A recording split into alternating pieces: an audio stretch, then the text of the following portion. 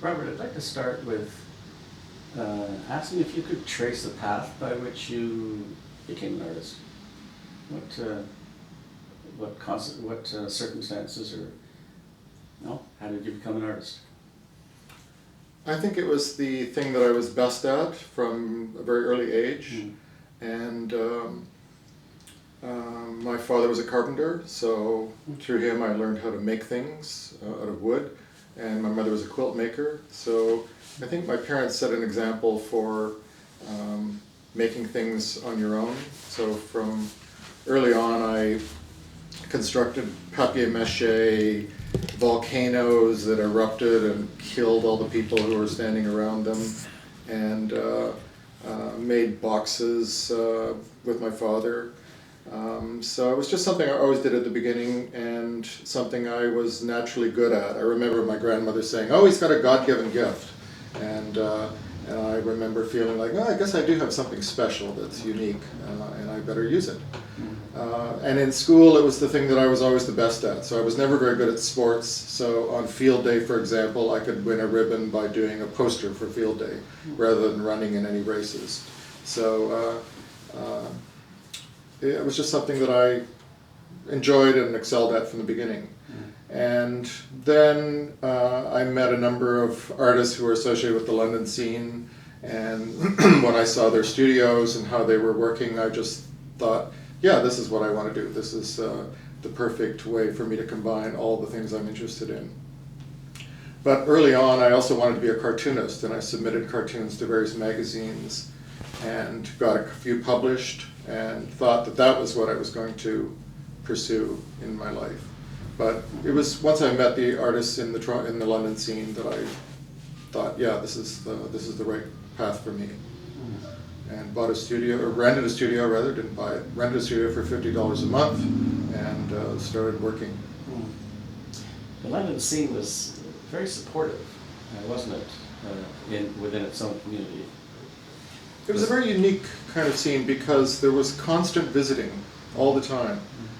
Most artists had studios within blocks of each other in the downtown area, and so there was a very active visiting scene. Artists visited each other in their studios, commented on their work. There wasn't a sense of privacy or suspicion or competitiveness, and that I think was a very unique aspect of the scene. So yeah, I think I benefited from that. Everybody knew what everybody else was doing. And there was also a number of other arts-related activities. There was people like Keith Dudney, who was a filmmaker, Jack Chambers making films. There were poets, musicians. So it was a multimedia kind of scene and very integrated. And then there was, of course, 2020 Gallery, which had, in retrospect, quite spectacular shows from the beginning with Michael Snow and Les Levine and Patterson Ewan. Lots of artists from within the London scene and outside the scene had exhibitions there. And there was also 20 Cents Magazine that was the kind of showcase for reviews of exhibitions.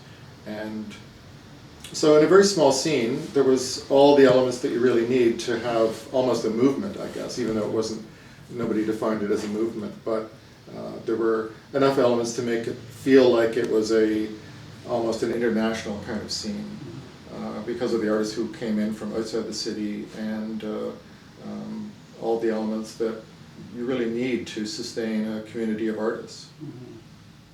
In fact, it became quite a well-known scene. I'm trying to think of the dates that we'd be talking about. Well, I got my studio in November '68, and a lot of artists were already in the city at that time. Royden Rabinowitz, David Rabinowitz, Murray Favreau, Patterson Ewan, Greg Kernow, all those artists were already established when I got my studio. So it was quite an active scene at that time, and continued until this process of what was called at the time urban renewal, when the city started demolishing old buildings. And Greg's Kernow's building got demolished and he moved to his place on Weston Road, or Weston Ave, I think it was.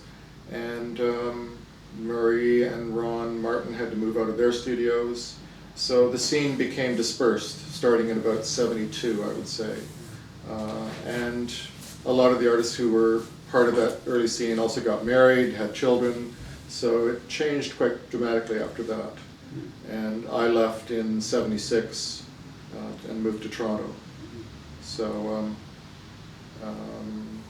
that was kind of the period that I was familiar with. It was really quite active. I seem to recall Carmen talking to me about your work, probably around 1970. He showed me, in fact, I think, a copy of Anthropomorphics. So you joined Carmen fairly early in Carmen's career. Am I correct about that? I think the first show I was in 72. He did a show where he had photographs of the backs of all the artists' heads. That was his idea, I think. And Shirley was in the show. I don't remember all the artists now, but it was a group show, and that was the first show he put me in. Royden Rabinowitz introduced me to Carmen and was very supportive of my work. So that's how I met him. And then I had a solo exhibition in 74 was the first solo show I had there.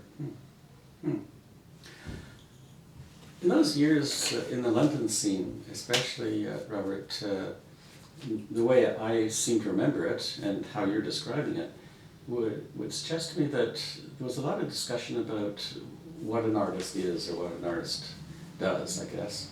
Do you remember whether there was that kind of discussion and whether you gained from that in determining just what this thing was that you were starting to enter?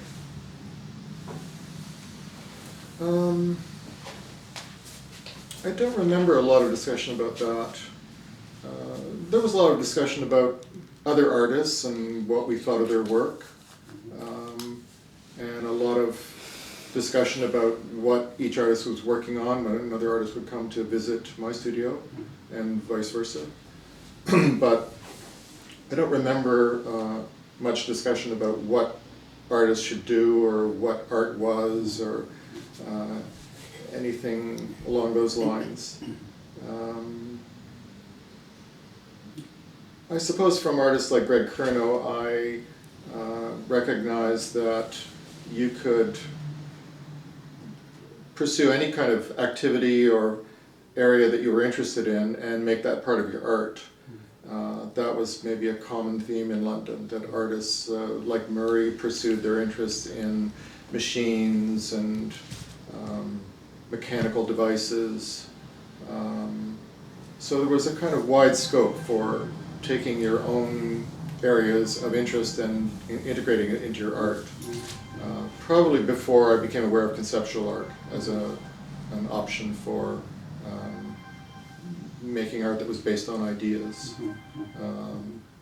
I kind of learned how to channel my interest in letter forms and cartoons and labels in popular culture and make it part of my art. Yeah, so in fact, what an artist can do or what an artist does is, at least in this climate of opinion, really is to work with what is the quotidian, what is daily around you, and somehow, I guess, emphasize that. After all these years, do you still take that position, Robert, or that this essentially is one of the things that an artist can do? I think I always have to remind myself that I can do whatever I want and call it art, because I've been doing it long enough that whatever I produce, I can say, yeah, that's my art, and it is. But I can remember a number of occasions where I made sculptural things or artwork, and I didn't feel right about it. It was art that I was maybe too influenced by somebody else, or art that I was trying to make so that I could feel like I was making art. And I would have to stop myself and say, no, this is not me, this is not what I want to do, this is not true to my own direction and interests. And so I would have to backtrack or take another approach to making art. But I think that's something that I continue to do through my life as an artist. I pursue something and I get to a point where I just realize, no, this is not what I want to do, or this is too tedious or too much work, or it's not going to be enjoyable. So I have to stop. And sometimes I invest a lot of time and money into something that comes to a dead end. But I think it's just part of the process of keeping yourself on track and using the skills you have and the interests you have in your work. The first show I had with Carmen Manna, we were talking about that, and although I liked it and I thought it was a good show, I felt that it wasn't quite my my interest and my sensibility yet. So the next solo show I had, which was 5 years later in '79, where I showed butter models and house viruses, I remember saying to Carmen, this is really my work. This is what I want to do. And at that point, I didn't care what anybody else thought or said or wrote. I knew that it was a good show, and it has held up in my estimation in time, and I think with other people's view as well. So I think it's just part of the process of making sure that you're making art that is genuine to you. I remember that show. I loved it. It was actually powerful for me to see that show. But just briefly back to anthropomorphics and cartooning. There's a sense in your work, a little bit of that, I don't know, thread. Does that still interest you, or how did that shift occur from being a cartoonist?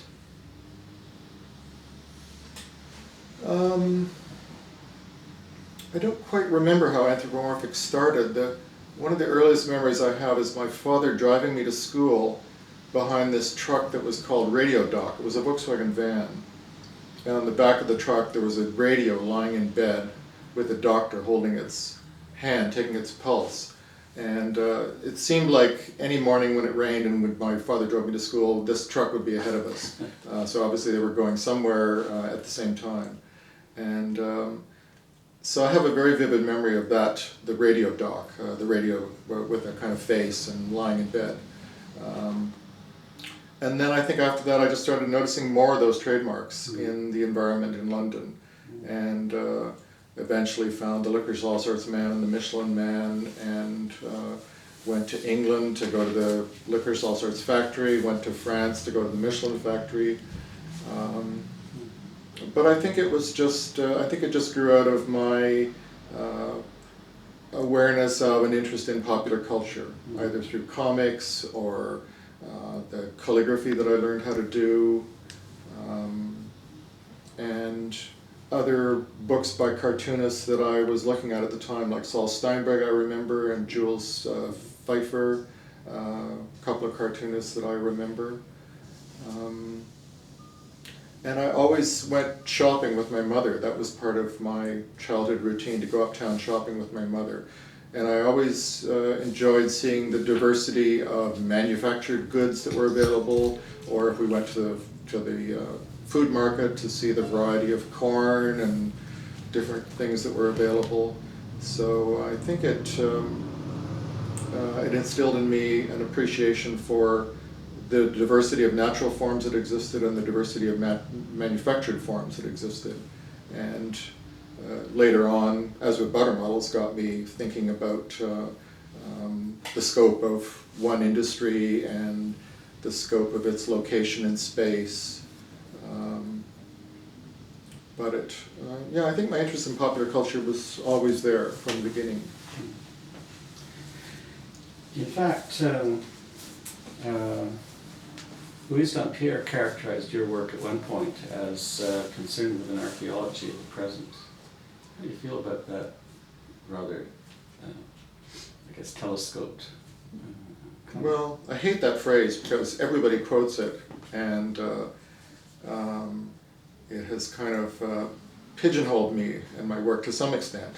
But having said that, I do feel that archaeology had a big influence on my approach to making art. Certainly butter models and house viruses that we've been talking about came out of that experience of visiting archaeological sites. That was probably influenced by Selwyn Dewdney and his book, I think it's called Rock Art of the Great Lakes, something like that, which I had in my possession, and I was quite struck by what a rich culture came out of Ontario through the Indigenous populations, of which there was so little physical evidence in terms of the pathways they used, the buildings they constructed, the lodges they built. And so when I started visiting the various sites of villages and burial mounds and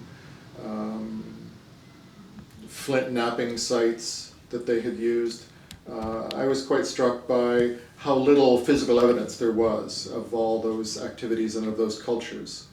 And so I think it got me thinking about how much was behind the products that we purchased, or the species that inhabited the Southern Ontario area, and made me think about ways that I could represent those industries or those distributions of species in a way that would show people looking at the sculptures that I made the scope of those activities.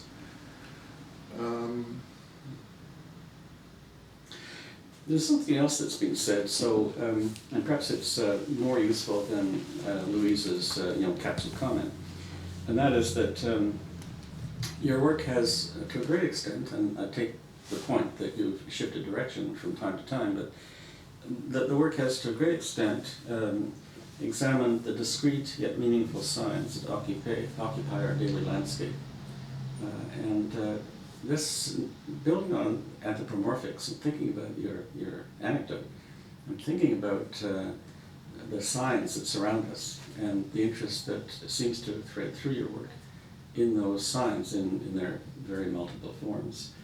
In fact, forms, it's been suggested you have a near, I hesitate to use the word, but obsession with the genealogy of forms. And do you want to comment on that, Robert?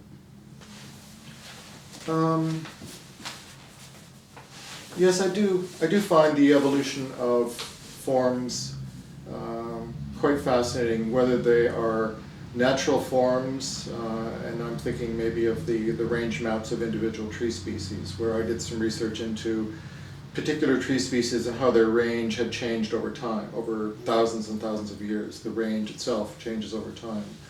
Or letter forms, which evolve slowly, gradually, over time. Because I guess it reveals a fairly invisible aspect of design history when letter forms change, because they can't be changed too dramatically or they become unrecognizable as letter forms. But they do change slowly, inexorably, I guess, and that change reflects conditions in society, economic conditions, invention on the part of type designers, and similarly changes in the distribution of a tree species reflects environment, soil, weather, glaciation, ice sheets coming down, pushing species out of areas they used to grow in. So without examining those specimens or artifacts, I don't think you are often aware of that slow, gradual transformation of forms through time. And it's something that I am interested in, and I like to try to figure out ways to reveal that process, that hidden, invisible process that's often beyond the scope of an individual human life. So I guess by presenting the forms, I'm hoping that it will point to that gradual transformation in those things. There seems to be an abiding interest in language, and I guess it's the forms of language, the forms that language takes for us, that is primarily of interest to you, Robert. Would that be the case? Yeah, my interest in language was one of the three key core ideas that I was going to talk about in my work. And I thought of it as textual fragments. And so it starts with letter forms that I've worked with, sometimes making a particular letter form into a sculptural object, or using it in a watercolor, because I think the letter form itself carries a lot of information of its own time and of its own evolution. So sometimes I just like using the single letter form because it has its own narrative embedded in it. And then I've moved from that to word fragments, I guess you would say, or sentence fragments, like the names of Ottawa River place names, Long Sault, Chenal de Rochefendu, that are groups of words that refer to a specific place, and from that to longer textual fragments that I've used in a series of woodblock prints and in some of the bigger narrative pieces that I've made, I don't know, since 2000, I guess, where I use a longer sentence, sometimes not the whole sentence, but it's often fragmentary. Often the sentence just ends abruptly because I like the innuendo of an incomplete sentence, that it allows the viewer to speculate about what would the end of that sentence be, and allows them to imagine their own narrative in completing the sentence. But in some works I've also used complete sentences, like in the Six Walls I designed for Torrey's, a law firm in Toronto. There were sentences that I took from Don Quixote, and I think those sentences are complete. But each sentence has a sense of uncertainty, innuendo. They're very anti-heroic, whereas Don Quixote is otherwise this fairly heroic figure, a tragic heroic figure, but an heroic figure. But the sentences I chose are all about him starting out on his quest to rectify the wrongs in the world. And they're all very uneventful kind of sentences. So sometimes it's the structure of the sentence that I really like. Just to cite an example, the sentence that begins, "At that time, known as the Sangamonian interglacial stage, a river flowed from the north," and the sentence just ends abruptly. But the fact that the sentence begins "at that time" suggests a certain location in time that something else is going to follow. In the sentence that I used from John Milton in the Areopagitica watercolors, it begins first, "when a city shall be as it were." So even the word first indicates that there's going to be something second that follows later on.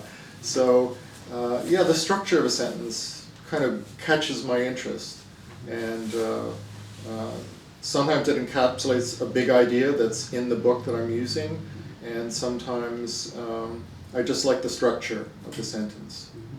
As you know, I wrote poetry early on. I don't anymore, but I did for a while, and so I think I have a kind of a poet's appreciation for the structure of language, the sound of language, the ambiguity that language sometimes conveys. Do you want to talk a little bit about the larger embrace of discourse, or the structure by which you cohere the work? Well, the ideas that I was thinking of mentioning are my interest in trompe l'oeil, I guess, or visual ambiguity, I guess you could call it as well, where I like playing with the fact that paint on a canvas is just material on a surface, but there's lots of things you can do to create these illusions of space. And that's something I've worked with quite a bit in my work, and it's not always complete trompe l'oeil, but it often plays with that visual, the basic paradox of painting, which is that it looks three-dimensional, but it's just paint on the surface. Another aspect that we've kind of covered already, I think, is the hidden processes that I like to try to reveal and that I become aware of and try to figure out a way that I can make work that will reveal those hidden processes. And the last thing we also talked about is the text fragments that I work with. Those are kind of three of the most common themes that keep coming up again and again in my work. So if by discourse you mean what are the ideas that I'm working with in my work, those are the ones that keep appealing to me again and again. I think a good work that I can choose is a work called Cames, and it's a piece that is a three-dimensional sculptural work. It's has beveled sides, a flat front, and it has a photograph of an erratic, which is a boulder this piece is a photograph of mounds of gravel that are deposited by a glacier as it's pushing up a valley usually. And cames are little small hills that are all clustered together. So that's what the photograph shows, and on top of the photograph there's a letter E that's kind of sunk into the surface of this tablet-like object. And it was inspired by a text that I read by Plutarch called On the E at Delphi. And supposedly there was a letter E carved into the facade of the temple at Delphi. And his whole text is speculating on what this letter E meant. And I think in it he comes to the conclusion that it means thou art. That as you come into the temple of Delphi, you are supposed to acknowledge the fact that you're coming into a sacred space. And so in your mind you say the phrase thou art, which I guess in ancient Greek was represented by the letter E. I remember reading an excellent article that you wrote some years ago on your visit to Marfa and Donald Judd's work there. Do you recall this article, Robert? And I was struck by your interest in that question of the impossibility of achieving absolute form. And since you're so invested in forms, do you have a thought about that? I don't remember saying that in the article, but I'm sure you're right. And it makes sense with that piece. I think it's called 100 mil boxes. They're all made out of aluminum plate. I mean, to start with my own work first, I would say that I try to make the physical object as discrete as possible. So I don't want people to think about the craftsmanship that went into it. I don't want them to notice any little seams or cracks that are distracting. So everything I make, I try to make as perfect as possible, not to impress people with my craftsmanship, but to overlook the craftsmanship so that they focus on the concept of the piece or the idea of the piece rather than on its physicality. And that's something that I think Donald Judd appreciated too. And he wanted to make his forms so precise that you wouldn't think about the fact that they had actually been manufactured. And those aluminum boxes in the two artillery sheds have often a kind of knife edge cut on the aluminum that's, I guess, at a 45-degree angle maybe. And so you get this razor sharp edge along the aluminum. But it's so perfect that you don't even think about it being manufactured. And I think that was probably his intention too, that any little flaw would be distracting. So he wanted everything to be made as perfectly as possible so that you thought about the formal elements of the work. And those boxes have a kind of underlying structure which is a kind of outer volume and then an inner volume with something like 4 inches between them. And then he just kind of works with that basic form and develops all the possible permutations. I don't know if he did every possible permutation, but he did 100 of them anyway, of how the boxes can be arranged with angled planes inside or vertical planes or open volumes, closed volumes. And he just goes through all the iterations of that formula. And I think it's through the iterations that you become aware of that Platonic form, if you want to call it that, which is the basic underlying lattice that those structures are built on. But I also like Donald Judd, of course, because he writes about art, or he wrote about art, very eloquently and very articulately. And I always like the fact that when you read a Donald Judd review, he just jumps right in at the beginning and just says, you know, something kind of outrageous and engaging from the start. So it's not like a lot of reviews where you know you're kind of led into the space and described generally. Judd just kind of leaps right to the issue that he wants to deal with, and so I like that about his writing quite a bit. Well, talk about Donald Judd leads almost inexorably to discussing the work of other artists, Robert, and your interest in their practices. You yourself have written eloquently about art. Is there something about artists' writing that seems special? Well, I always like reading artists' writing because to me it comes from the horse's mouth. It's firsthand expression of an artist's intention. And when I got interested in Cubism at one time, I read what Georges Braque had to say about Cubism, and I found it just very illuminating in a very short text to understand what he was striving for. So I like reading artists writing about their own work because of that, because I think it's the kind of firsthand articulation that you can't get after the artist dies. After that, you get interpretation and analysis and something different. So I think it's really valuable when artists write about their own work. Even Van Gogh writing letters to his brother provides tremendous insight into his work. But I think writing about other artists for me is also a way to give back to the community that I'm part of. That's a conviction that I've always had, that I don't want to just make art and show it and expect other people to praise it and look at it and think about it. I want it to be a kind of dialogue as well, so that I'm commenting on other artists' work and contributing to to an awareness of what they're doing. But another reason I like to do it is because I know all the artists I like, and I have them on my favorite artist list, and I know when they have a show I'm probably going to like it. But until I start to write about their work, I don't really know what it is I like about their work. And I find it a rewarding process to go through that analysis of what is it that is in their work? What is it that appeals to me? What are they actually trying to do? And it's only through writing about art that I gain that understanding of their work. And then it kind of applies to everything they do after that. It gives me really good insight into what they're doing. So I like doing it for that reason as well. And I guess I like having a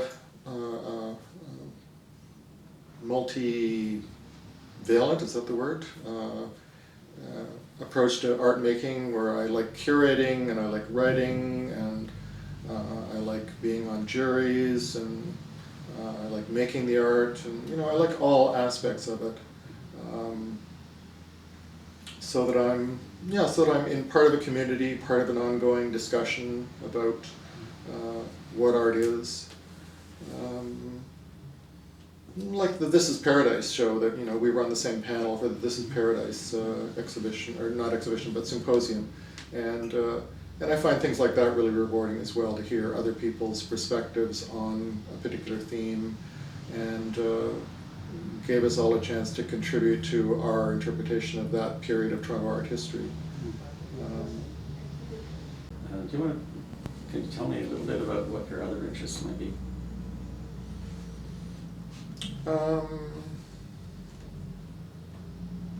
And to what extent they contribute to your own practice, of course.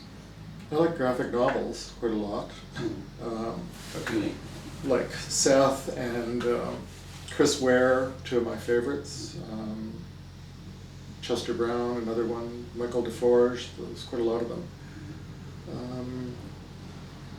And I guess I like the conventions that exist within comics, where you have panels that move from one time frame to the next. You have the word balloons. You have different types of transitions, I think they're called, from panel to panel. Sometimes jumping big gaps in time, sometimes just moving from a moment to a moment.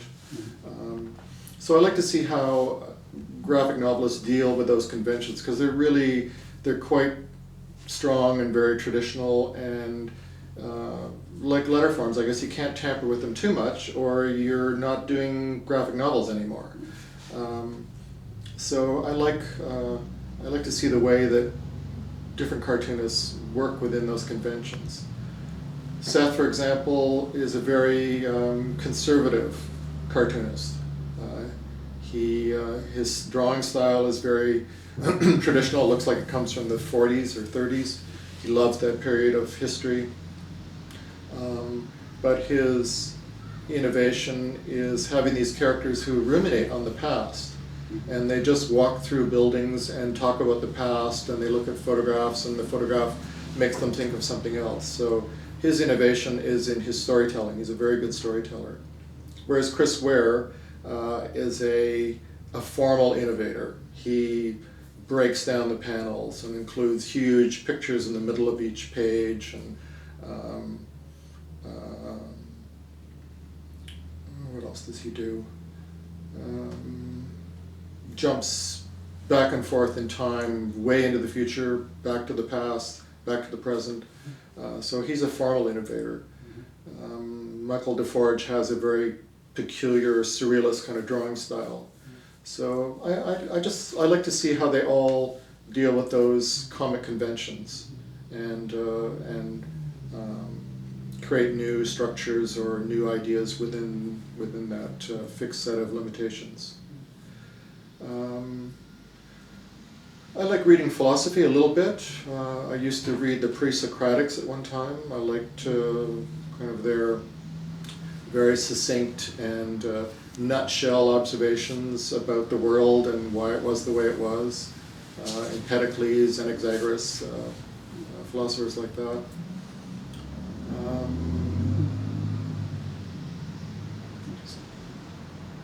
I don't know, can't think of any other fields at the moment that I'm kind of particularly interested in.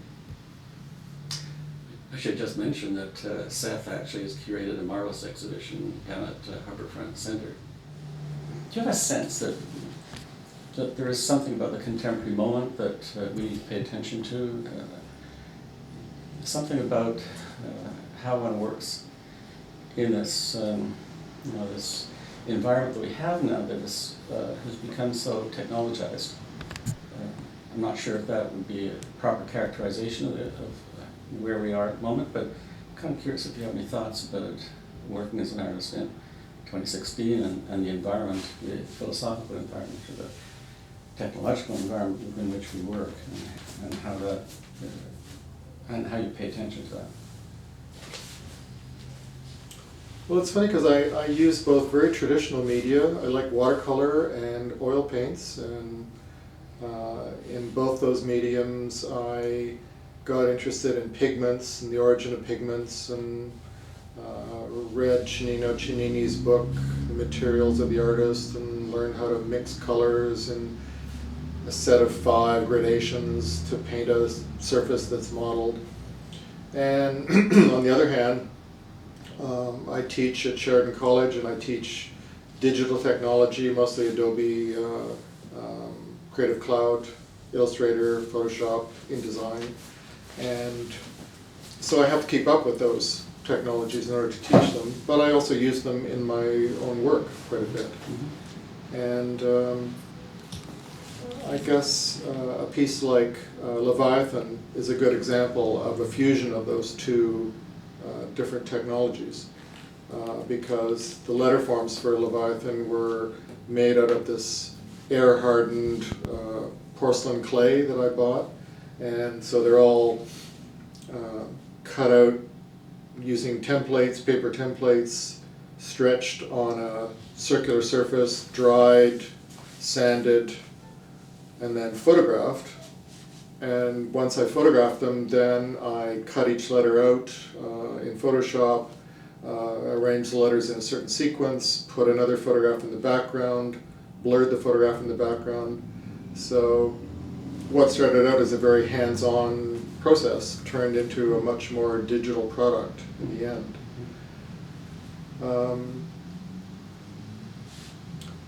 So I don't know, I like working with both technologies.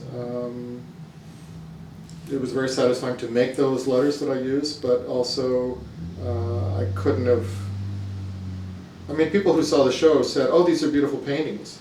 And I remember thinking, you must be kidding. This would take me 10 years to do this number of paintings. These are photographs. And I'm glad they look painterly, but no, I couldn't paint them in the time I had available. So digital technology, of course, allowed me to create that many panels and that many different letters and arrange them in a way that would have been so difficult to do in painting. So I don't know, I liked both. I like working with both technologies. Because I'm interested in type, I love using InDesign to lay out things. When I did the Kernow exhibition for Museum London, I used InDesign to lay out the catalog. So I find both very useful. I don't know if I would want to be restricted to one or the other, because I do like both. I'm not sure what younger artists are doing. I think that a lot of the shows I see, I saw Katie Bethune-Lehman's show at Rick Rhodes Gallery, and it's all these kind of clay sculptural forms. But I know she also uses digital technology to cast some of the objects that she makes. So I see a lot of younger artists who seem to like the material aspect of sculptural form, but who are also pretty savvy about having their own website and sending out updates about what they're doing. So I think it's part of the art process today that artists are using both.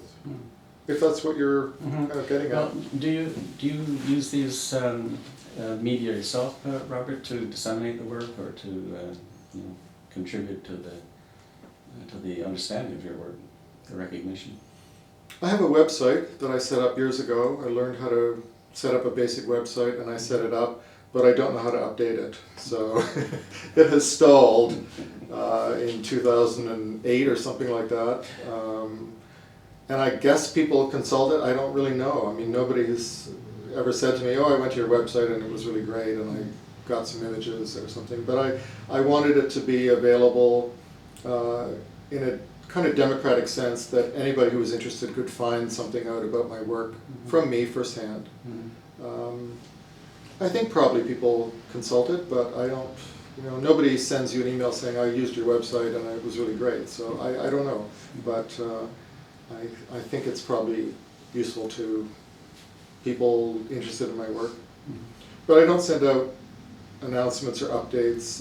I find it very annoying, artists who send out too many of those. And, hey everybody, here's what's happening to me, here's all my shows that I'm in, and here's the latest work I'm doing. Sometimes it's a bit too much self-promotion. So, but I like artists who have websites. I consult other artists' websites occasionally if I wanted to learn a bit about their work. So I think they get used. I think the CCCA website is fabulous. If you want to check out an artist's progression, they have those nice timelines that you can consult. So I use them. What about the every era seems to have its own dominant practice, if you want, or its dominant discourse, or its zeitgeist, or however one might call it. Do you have any thought about the context within which we work in terms of a discourse that we need to either subscribe to or work against? I think it's very hard to put your finger on the zeitgeist.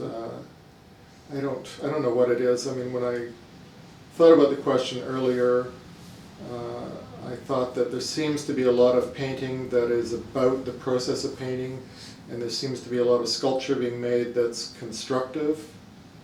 Artists putting elements together in a constructivist kind of manner. Like Katie.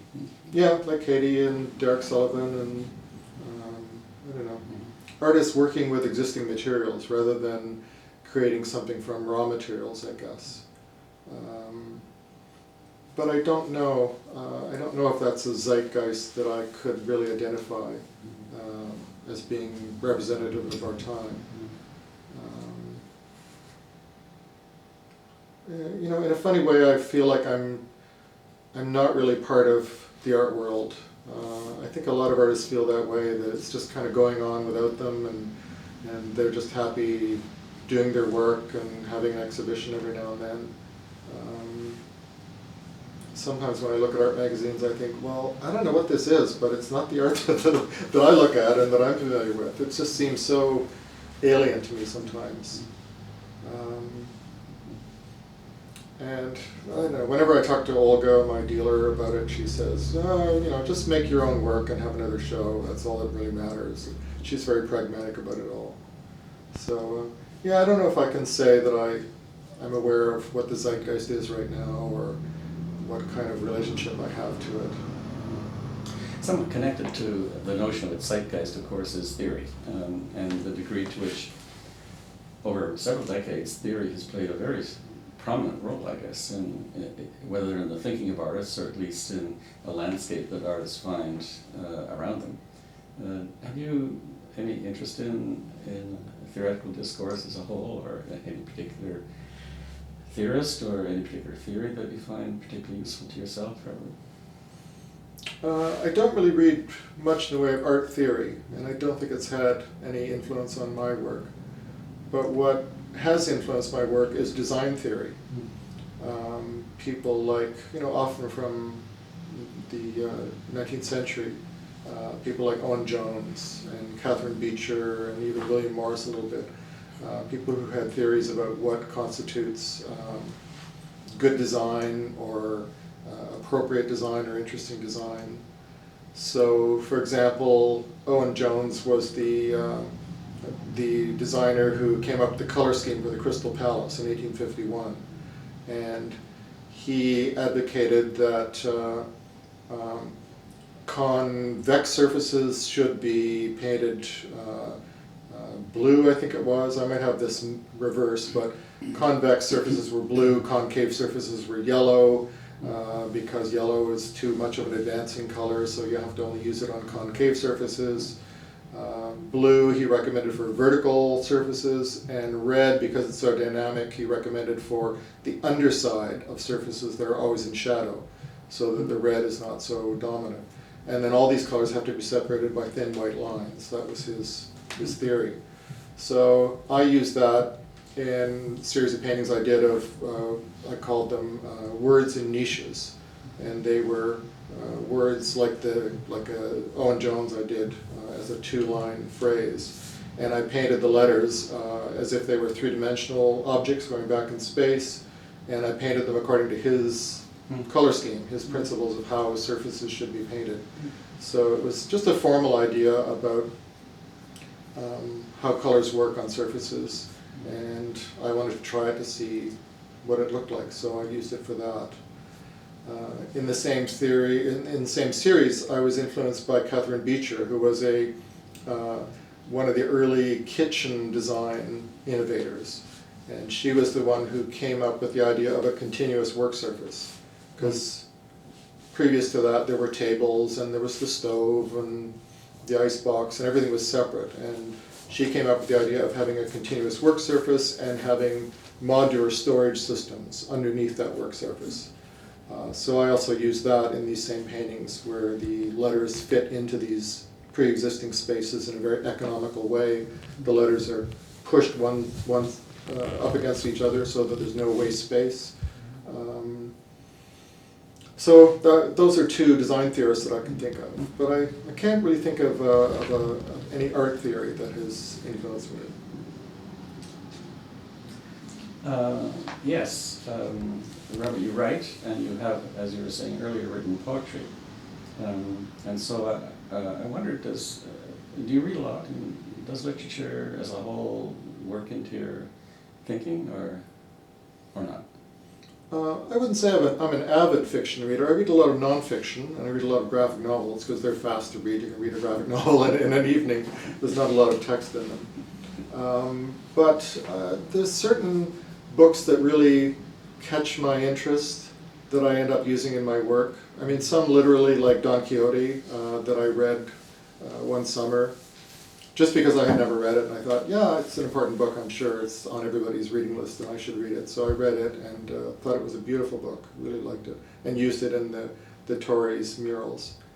But I also encounter occasionally other books that seem very close to my artistic activity.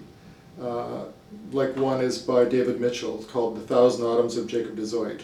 Wonderful book where he writes about this little island that was off the coast of Nagasaki that was where the European traders could come and unload their boats on this island. It was they weren't allowed into Japan itself, but they were allowed to disembark on this island, and they had a little colony on this island of Europeans.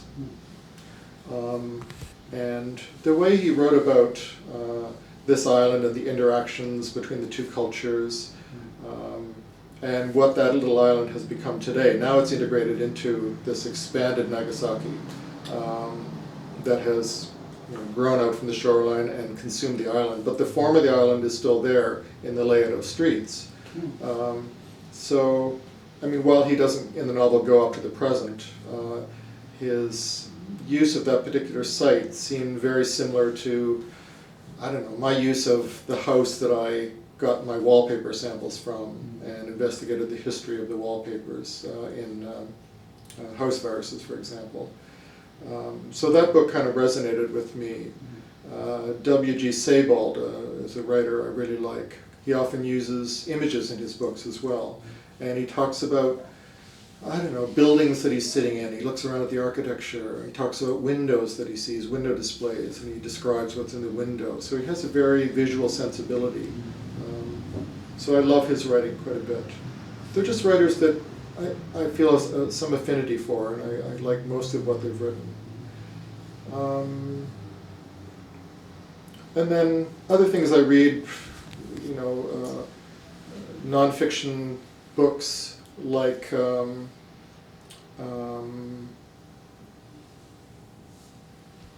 Leviathan, Thomas Hobbes' Leviathan. Didn't read the whole book, but the first sentence that I read just floored me. It was so complex. And after I read more of the book, I realized that in that first sentence there was the essential idea of the whole book. So I decided to use that short text. So I guess there's those two aspects. The books I read that I'm able to get a sentence or two from that I use in my work, and books I read just because I feel a real affinity with the writer and think of, you know, if I was a writer, yeah, I might write something like that. I wish. How important is the general public for you, Robert? Of course, the professional public, the audience that we normally have is important, but what about the general public?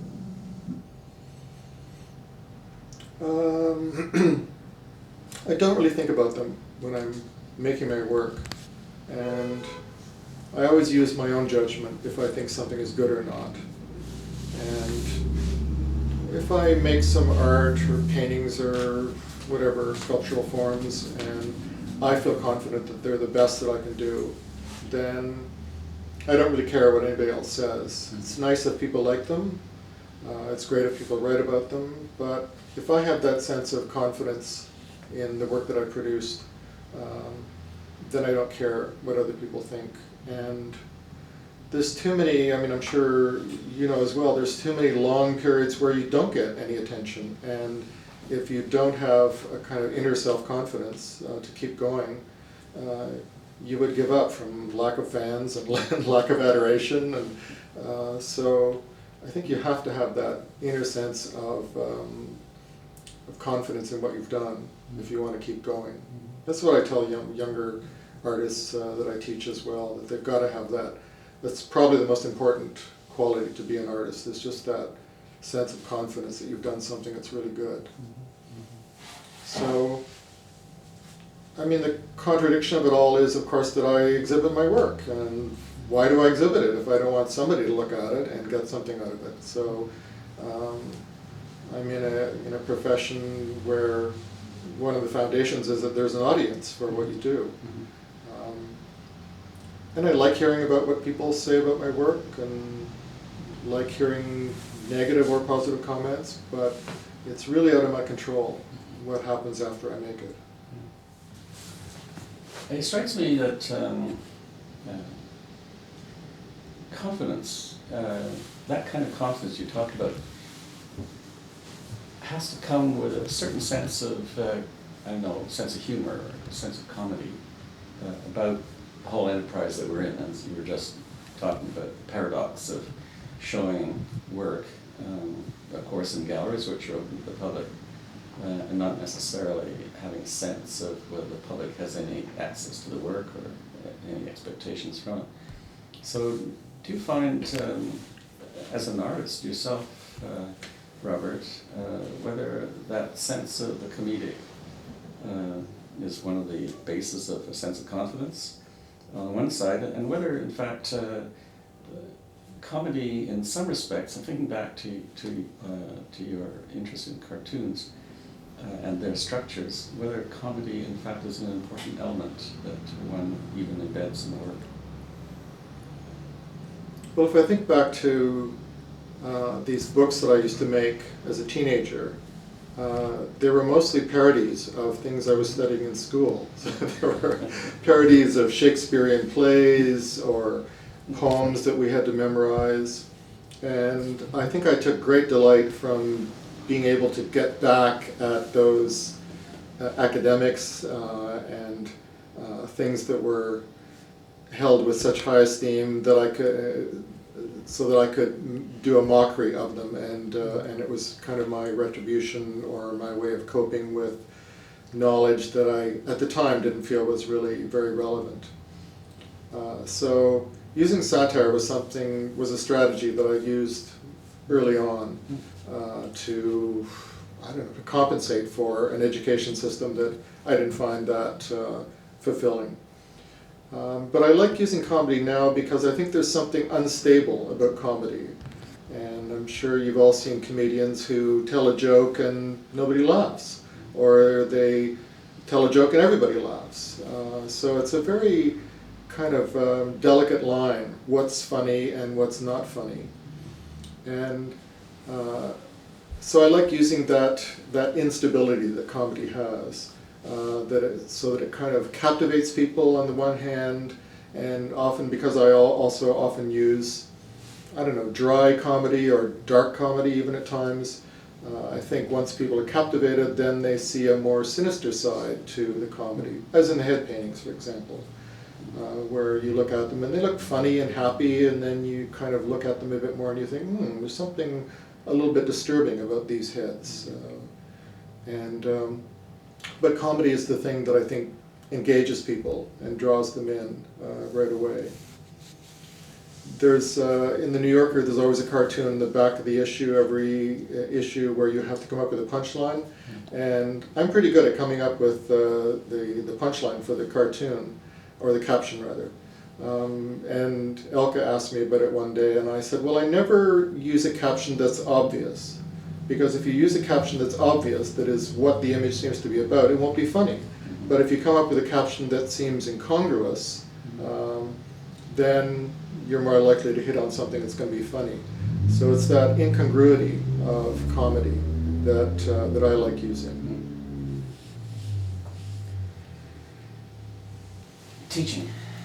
Robert, you teach.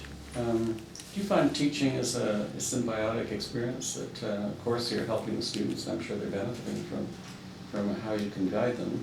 Do you find that in the process, that teaching is a fulfilling experience for yourself? I find it very fulfilling. I've done it as long as I can remember. I taught children's classes at 2020 Gallery back in '68, and I've done it part-time, full-time since then.